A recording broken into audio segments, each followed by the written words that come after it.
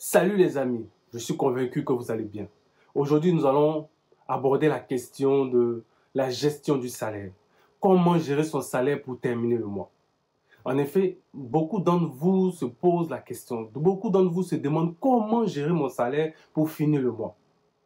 Pourquoi? Parce que gérer son salaire, ce n'est pas une chose aisée. Entre les découvertes, les endettements, les charges, les sollicitations financières, on ne sait plus où mettre de la tête. Les fins de mois deviennent souvent très difficiles. Comme on dit, ce n'est pas l'argent que vous gagnez qui est important, mais c'est ce que vous en faites. Si vous avez tout essayé et que vous en avez marre d'être dans le rouge, alors suivez cette vidéo jusqu'à la fin.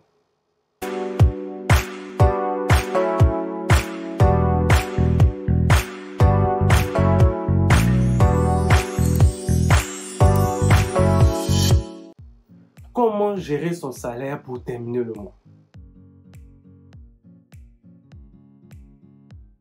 Alors, la première des choses, analysez vos dépenses. La première étape pour gérer efficacement son salaire, pour gérer efficacement votre salaire, est de comprendre où va votre argent chaque mois. Prenez le temps d'analyser vos dépenses et de les classer en catégories, telles que le logement, la nourriture, les loisirs, le transport, les vêtements, etc., etc. Une fois que vous aurez une idée claire de vos dépenses mensuelles, vous pourrez commencer à chercher des moyens de réduire vos coûts. Par exemple, vous pourriez envisager de cuisiner à la maison plutôt que de manger au restaurant tout le temps au travail. Ou de trouver, par exemple, un logement moins cher.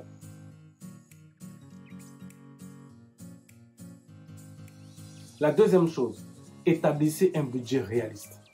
Donc, une fois que vous avez analysé vos dépenses, il est temps d'établir un budget réaliste pour le mois à venir. Donc, quand on parle de budget, cela signifie déterminer combien vous pouvez vous permettre de dépenser dans chaque catégorie de dépenses sans dépasser votre salaire. Assurez-vous d'inclure toutes les dépenses prévues, ainsi que des économies, une épargne pour les imprévus, comme on dit en cas de cas. Gardez à l'esprit que votre budget peut nécessiter des ajustements au fil du temps. Ce n'est pas figé. Ce n'est pas parce qu'aujourd'hui j'ai dit je dépense telle somme que demain je ne peux pas changer. Si je peux le faire. Mais l'important c'est de suivre votre plan autant que possible.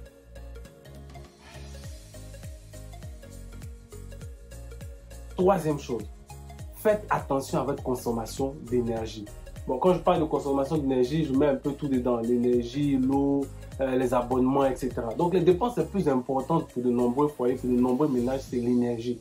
Pour économiser de l'argent sur vos factures d'énergie, essayez de réduire votre consommation en éteignant par exemple les lumières, les appareils électroniques lorsque vous ne les utilisez pas. Vous pouvez également envisager d'investir dans des appareils qui sont économes en énergie. Voilà, on a de plus en plus maintenant ce qu'on appelle des ampoules LED ou des thermostats qui sont programmables. Il y a plein de choses qu'on peut faire en fait pour réduire ses factures, pour réduire ses abonnements, pour réduire ses dépenses d'énergie. Donc ces petits changements peuvent faire une grande différence sur votre facture d'électricité à la fin du mois. Ou alors, comme j'ai dit, c'est d'un sens plus large sur vos abonnements ou certaines choses.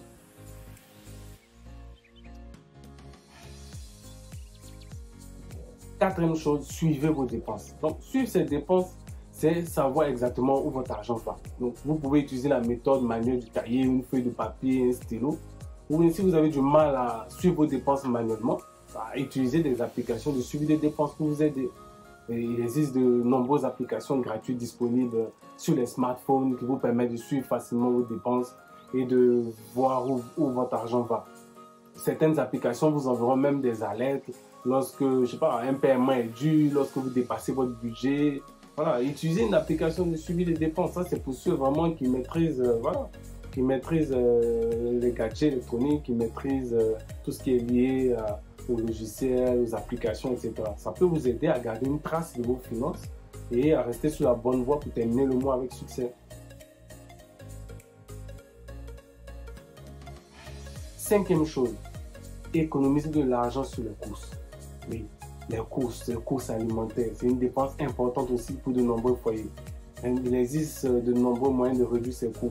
Par exemple, tout d'abord, on peut planifier ses repas à l'avance et faire une liste d'achats pour éviter donc les achats impulsifs. C'est-à-dire, je vois quelque chose, j'achète. Je vois quelque chose, ah ça me plaît, ah ça peut être bon, ah ça j'ai envie de manger. Non, non, non.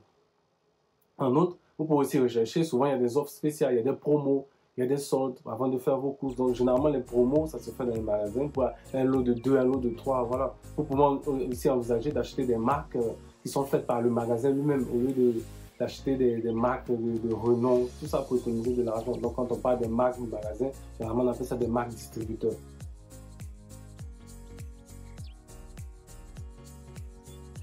Sixième chose, pensez à l'avenir.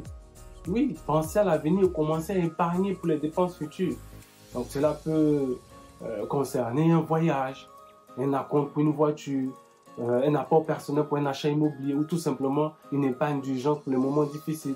Essayez de mettre de côté une petite somme d'argent. C'est vrai qu'on dit 10% à 20% en matière d'éducation financière. Mais commencez à mettre une petite somme d'argent de côté chaque mois pour atteindre vos objectifs financiers à long terme. Et en planifiant à l'avance et en économisant régulièrement, donc en mettant de l'argent de côté régulièrement, vous pouvez vous assurer que vous êtes prêt pour les dépenses futures et que vous terminez chaque mois avec succès.